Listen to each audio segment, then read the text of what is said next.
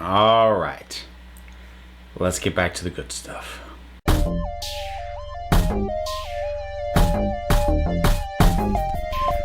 So, it's Sunday, which means Doctor Who, and it's time for me to review a classic Doctor Who story, and I've had more than a few people tell me that I just don't like classic or that I don't get it. And like, in my defense, a lot of the stuff that I've been covering lately, I did not like a fair amount.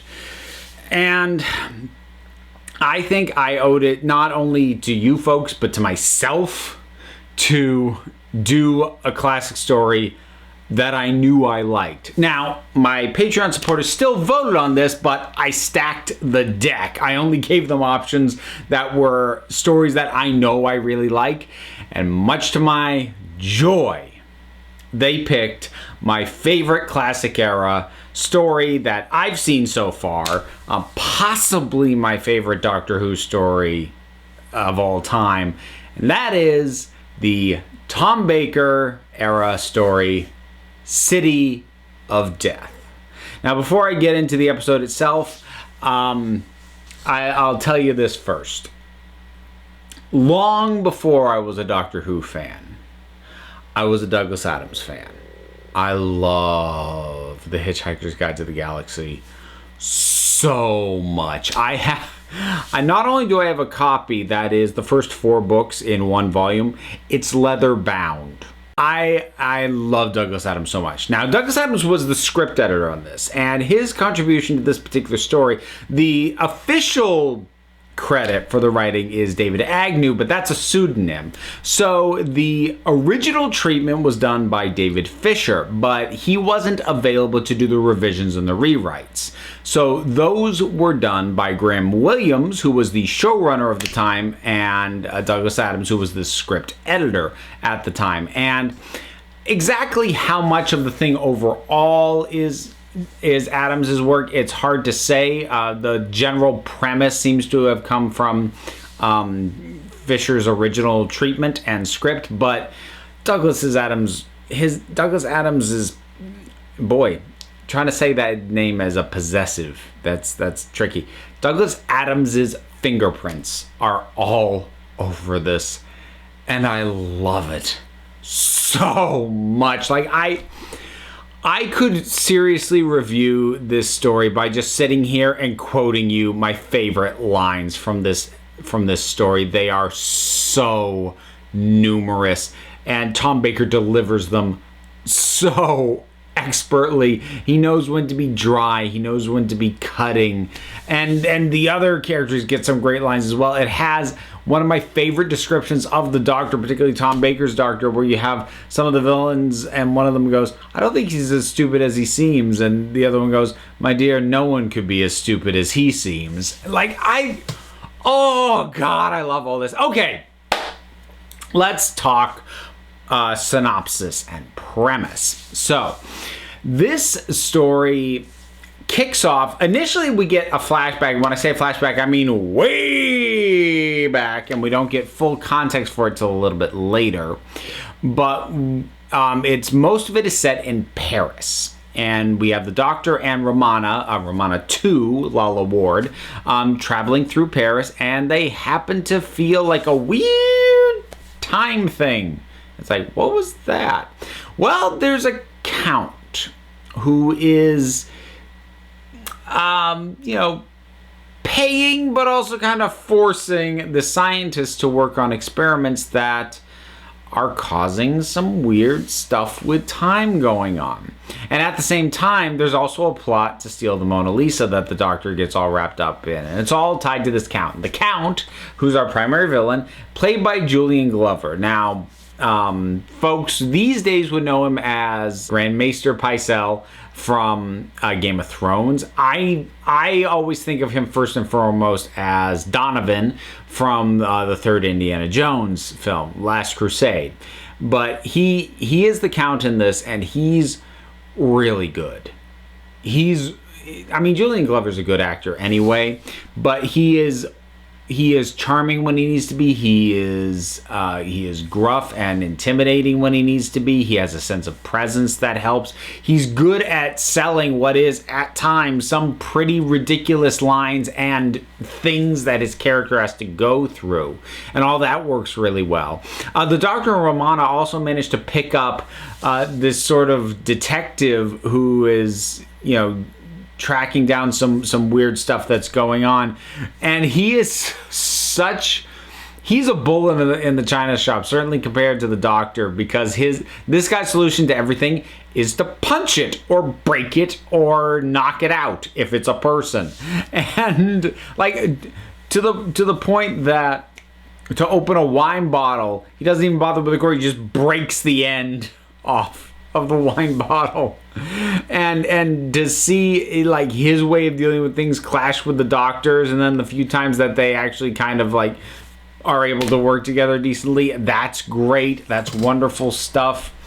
And there is just a really well sort of paced progression to the whole story, and I actually think this has some of the best cliffhangers of classic Who. And that might sound weird because most of them are not they're not designed around a perilous situation, is what people usually think of as a cliffhanger, and that's usually how I made it too. But for the episode breaks, the first one is just the reveal of the alien. Now, this is an alien we actually saw earlier in the story, but we didn't know that it was connected to the character that it is. So it's not oh my god, how are they going to get out of this, which as a cliffhanger almost never works for me because I know they're going to get out of it. But this was more of so there's a wrinkle to this story. And then later on we see, because the Doctor jumps around time a few points, and we see somebody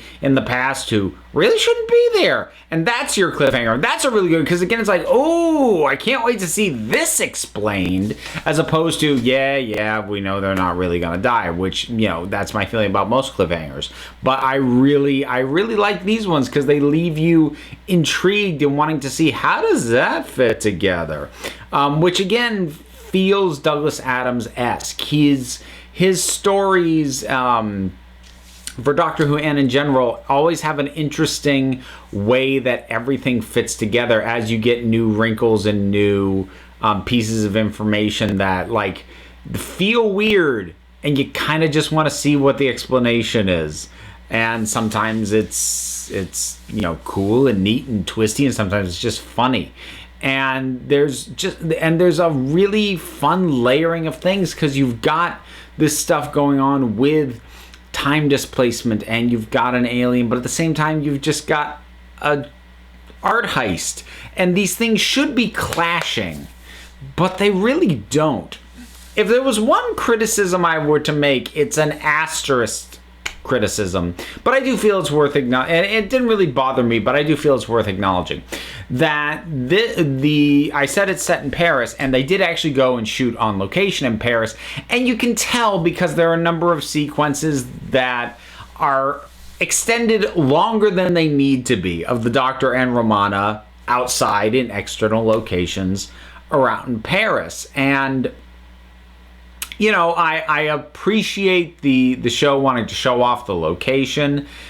I think they overdo it a little bit. They overdo it a little at the front end, and there's a couple of when especially in the first episode or so, with the Doctor and Romana will go from one location to another rather than just have them show up where we know they already know how to get to. We have to show them walking through the streets of Paris again so that we can have more footage of them walking through the streets of Paris. And it's the sort of thing that normal narrative, progression of editing, you wouldn't be showing this, or you wouldn't be showing it for as long a stretch as they are. So that sort of showing off, hey, we're in Paris, is just a little overdone.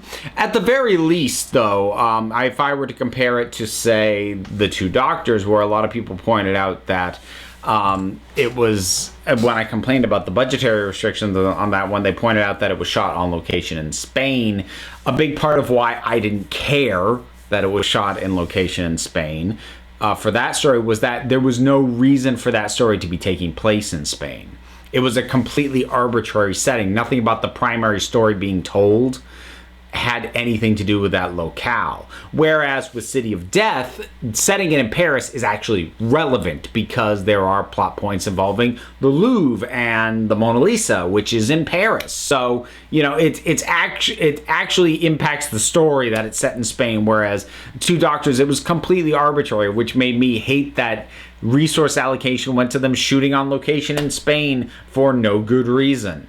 So even though, you know, I complain about it just a tiny bit, like I've seen location shooting go way worse, so I'll take it and I'll be happy. But ultimately, what I love about this is primarily just the dialogue. And I think that's probably where Douglas Adams had the most influence, was the dialogue and the lines, because they are just so funny. The doctor, you know, talking to the Countess, and, oh, well, you're a beautiful woman, probably. And just, it's little tossed off lines like that. They're everywhere. What a lovely butler. He's so violent. I could spend the next 10 minutes just rattling off some of the best lines from this episode, and that is probably more than anything a big part of what puts it over the top, because there's a lot to like here. It's a pretty tight story, all things considered, as it gets towards the end and it gets into where it's going and how things pan out and progress. And I guess I'll talk a little bit about spoilers and the very end. I mean, I just love this thing, so obviously you've got that. So if you're worried about spoilers, this is probably the point to bow out. So if you're still here, in terms of the realization that the Count and his species and their attempts to leave Earth 400 million years ago was actually what kicked off life, that's the sort of thing that normally I'd be like, I don't know about that. But they give it proper weight, with the doctor pointing out that, like, look, your race died so that a planet could gain new life. I'm sorry that's what happened, but dude, this is just the deal. And I kind of feel like there was appropriate weight given to that, and it wasn't tossed off as haphazardly as these sorts of revelations often are. And I think that makes it go down better, whereas historically that sort of thing is something that I don't usually care too much for. So, and just seeing, the different time displaced versions of Julian Glover and the mask. I find this very funny, and I don't know why I find this funny here, whereas other times the alien effects stuff can pull me out of it. But for some reason it works for me here. I kind of love the fact that the alien's head, because it's a mask, worn by, I don't know if they actually put Julian Glover in that. It's a completely head covering mask. They could have used a stand-in. But in any case, whoever they put it on, it's, covering their head. So obviously the alien head is bigger than a human head. And yet we're meant to believe that that is fully encased within a human mask to create a normal size head. And when, they like pull the human mask off and there's the head, like, that's so much bigger than the head you just removed. How does that work? And that should pull me up, but it doesn't. I find it kind of adorable. And there's just this story's just joy to me. It's the ease and the flow and the chemistry and the dialogue between Tom Baker and basically everybody. Episodes like this are a big part of why he's my favorite Doctor. He's not always in my favorite stories. He doesn't always have my favorite companions, but I see episodes like this and see his delivery in them, and I'm like, oh, I love this guy. God, I could watch this guy forever. And it's just, it warms my heart, this story. And I was really glad to be able to see it and be reminded, oh, yes, Classic Who can not only be good, it can be great. So that's City of Death, my, to date, favorite classic era Doctor Who story. And after having had to slog through some iffy classic Who stuff lately. It was nice to talk about. So that'll wrap it up for me. Have you seen City of Death? What did you think about it? Whatever your thoughts are, drop something down in the comments. Let's talk about it. There's a whole bunch of stuff to do, such as like and subscribe. And you know what it is. You don't need me to tell you. There's buttons and there's links and there's a Patreon. There's stuff down below. Hey, you want to vote on the next classic Who story that I'm going to do? The Patreon's the way to get in on that. In any case, just remember, folks, you're the council. I just run the meetings. And until next time, this council is adjourned.